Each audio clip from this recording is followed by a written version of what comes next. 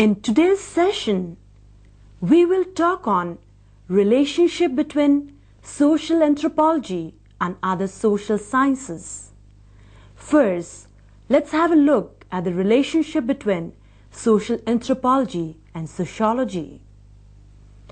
Sociology is a science of society that studies human behavior in groups. Anthropology is a science of man and studies human behavior in social surroundings. Thus, it is clear that the subject matter of sociology and social anthropology is common to a great extent.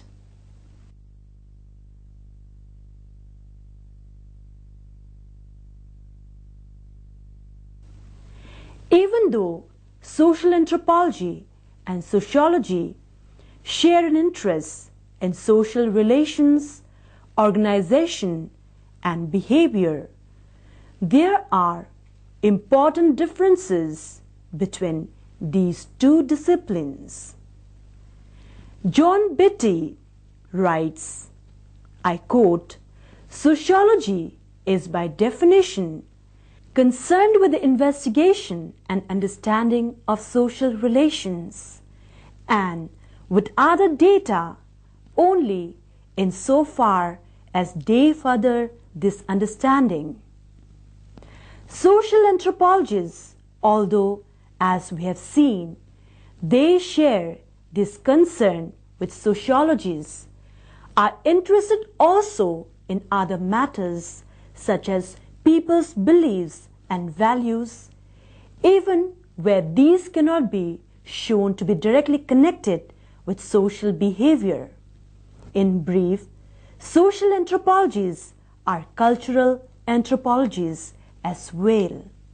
Unquote. Initially, sociologists focus on industrial West, anthropologists on non-industrial societies. It is true that a great deal of sociological research has been done in small groups, but these have usually been small groups in larger societies and not groups which are more or less coterminous with the whole society.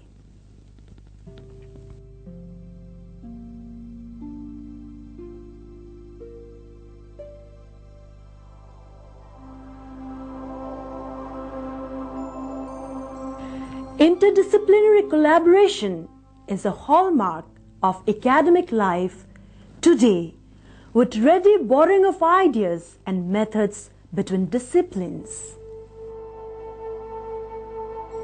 Among contemporary societies, which are neither primitive or industrially advanced, of which India may be taken as an example, distinction between the two disciplines has little meaning. Both carried out studies on caste system, village communities, industrialization, globalization, intercity life, etc. Again, anthropologists and sociologists share an interest in issues of race, ethnicity, social class, gender, and power relations in modern nations, including the United States and Canada.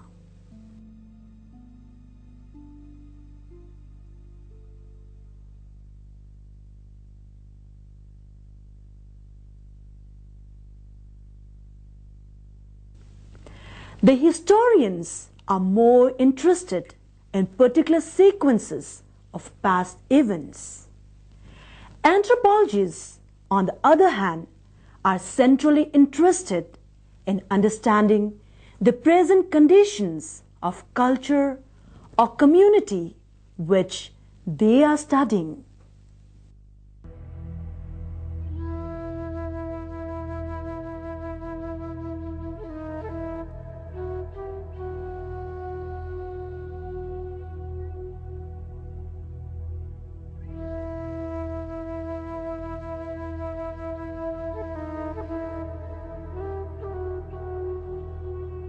Both history and ethnography are concerned with societies. The historian or ethnographer enlarges a specific experience to the dimension of a more general one, which thereby becomes accessible as experience to men of another country or another epoch.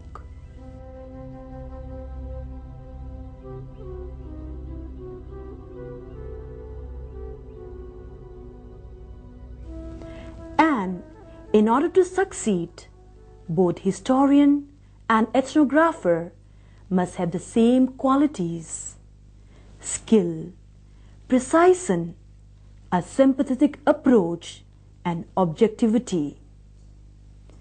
John Beatty mentions that history may be important to social anthropologies, not only as an account of past events leading up to and explaining the present, but also as a body of contemporary ideas which people have about these events. People's ideas about the past are an intrinsic part of the contemporary situation, which is the anthropologist's immediate concern, and often they have important implications for existing social relationships.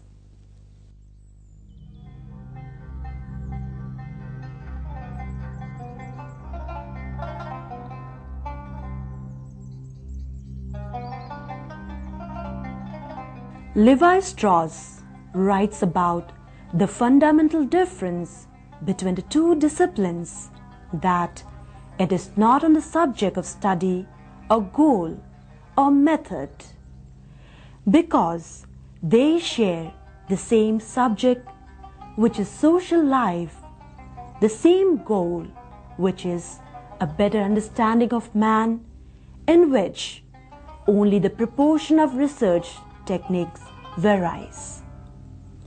They differ principally in the choice of complementary perspectives.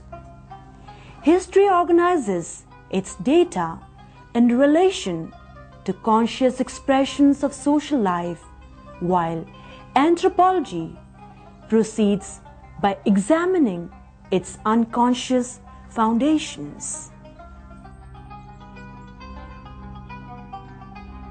Although historians use documentary evidence infrequently available to anthropologists, and anthropologists employ first-hand observation rarely possible for historians, both are concerned with the description and understanding of rare human situations, and they use whatever methods are available and appropriate to these purposes.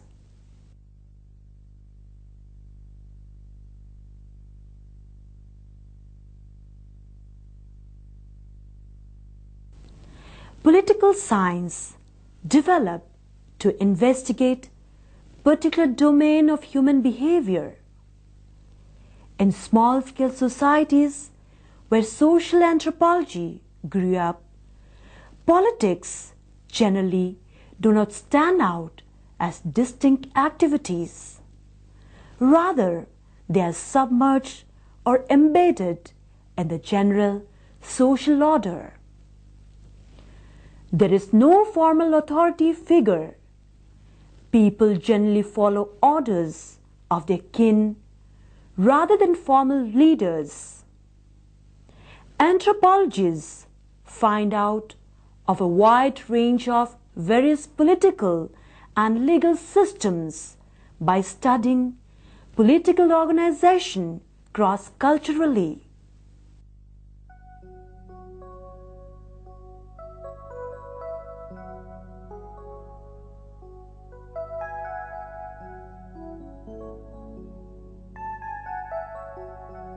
Political anthropology attempts to transcend particular political experiences and doctrines. It studies man as Homo politicus and 6 properties common to all political organizations in all historical and geographical diversity. It studies various institutions and practices that constitute the government of men and the systems of thought and the symbols on which they are based.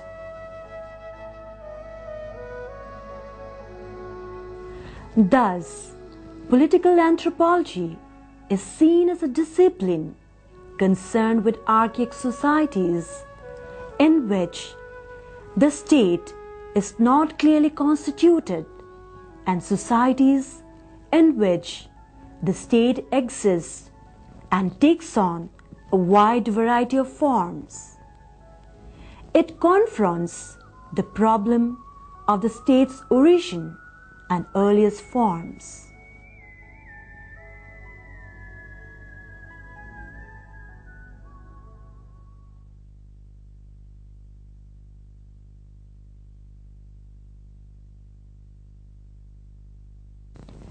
Most psychologists do research in their own society.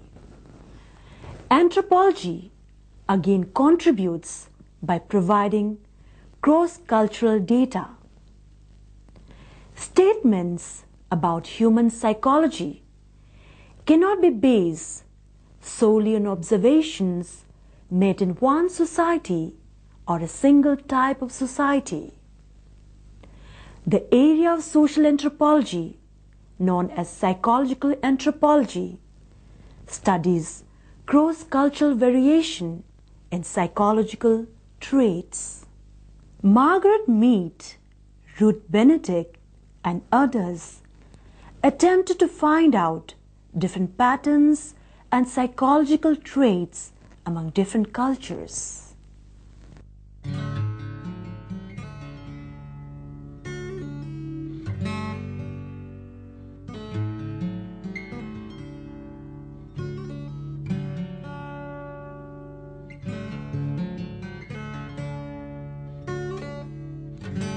Both social anthropology and psychology deal with people in relation with other people. Psychology is mainly concerned with the nature and functioning of individual human minds. Social anthropology is more keenly interested in the study of various forms and structure of groups and organizations. Its unit of study is society. It tries to find out types of society, their function, structure, origin, and development. But psychology is not basically interested in the society and their forms. Its basic interest is in the study of individuals' behavior.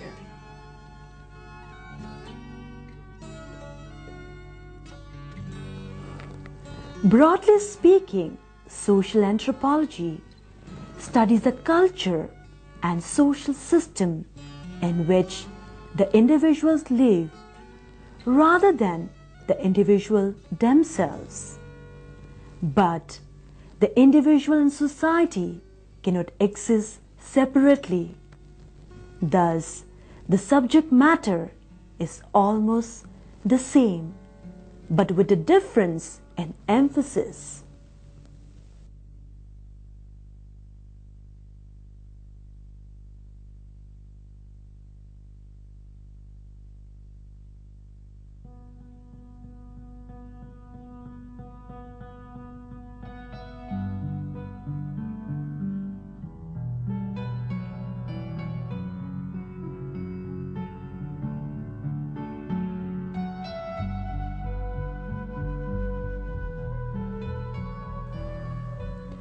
Economics is one of the oldest and theoretically most sophisticated disciplines in comparison to anthropology. Economics developed to investigate particular domains of human behavior and work, mainly in advanced societies. Small-scale societies may not have distinct economic transactions as found in the advanced societies.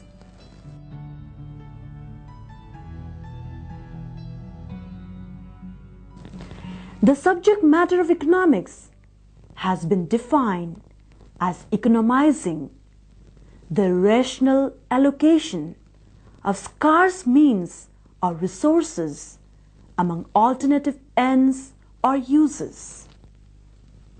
Studying cross-culturally, anthropologists find variation in the motivations. Anthropologists know motives other than a desire for personal gain for making economic decisions in different cultures. And in recent decades, fewer social cultural anthropologists have tried to borrow some general ideas from economics. Others strongly feel that it would be irrelevant to explain economic behavior of small-scale or pre-industrial societies in terms of formal economics which were developed for the industrial societies.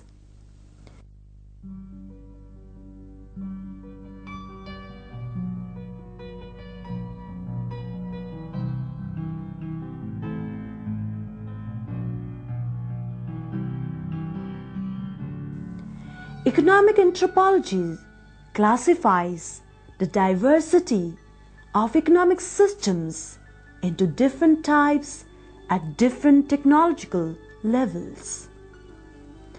Anthropologists find such categories as hunter-gatherers, urban economics, hoe and forest cultivators, sedentary cultivators, and so on.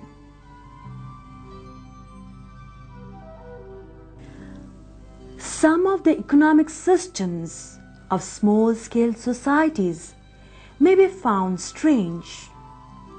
If the people happen to be hunters and gatherers, the notion of hard work is likely to be misinterpreted.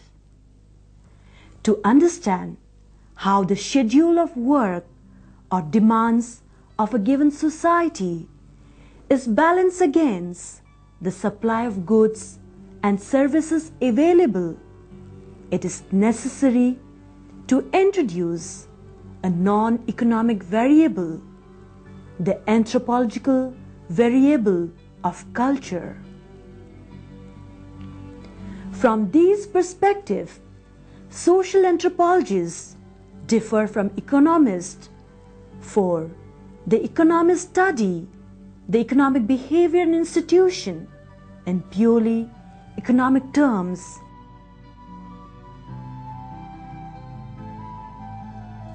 Whereas the social anthropologists analyze this sphere of human society in relation to non-economic considerations such as social,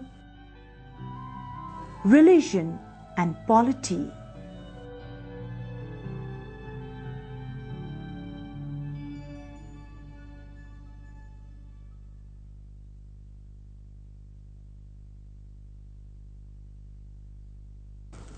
So far, we have discussed the place of social anthropology in relation to other social sciences. Social anthropology has close relationship to these social sciences. It shares its subject matter with many other disciplines, but it does not restrict itself to the problems of other disciplines. A distinction is that it studies mainly in small-scale societies and cross-culturally, whereas the other specialized social sciences study mostly in advanced and complex societies. Social anthropologists, more than the social sciences, need to have acquaintance with some of the concepts and methods of a number of other subjects because they have to study unfamiliar societies in a holistic way and investigate the several dimensions of their social and cultural life.